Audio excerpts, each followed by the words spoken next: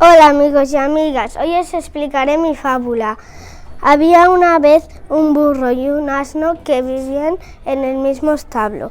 Entonces, un día el granjero le metió más carga en la espalda del asno.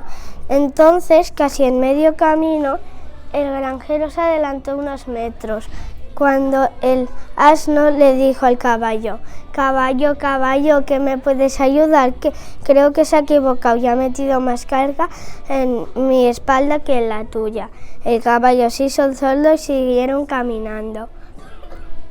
Al medio del camino ya el asno no podía más y le dijo: caballo, caballo, ¿que me puedes ayudar? Por nada del mundo me malinterpretes y no te quiero fastidiar. Me vendría de perlas que me ayudes. El caballo dijo: ¿me lo dices en serio? Pero por un día que me salvo de cargar no voy a llevar parte de lo tuyo. Entonces se desmayó el asno. Entonces, el granjero escuchó el ruido sordo que hizo al caer. Se fue a verlo y vio su asno desmayado con la lengua afuera. Y lo que pasó es que el caballo se acochó y metió su carga y el asno encima suyo. ¿Qué?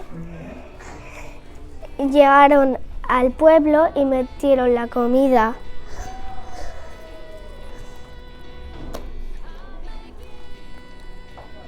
Y se fueron al establo rápidamente.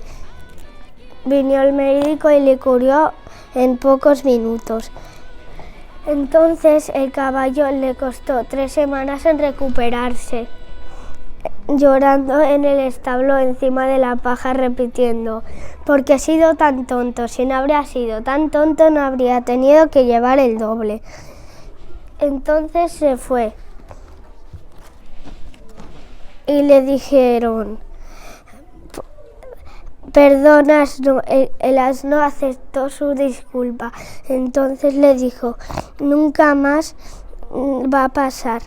La moraleja es: se tienen que ayudar a los amigos cuando te necesitan y cuando te necesitan en un mal momento de su vida.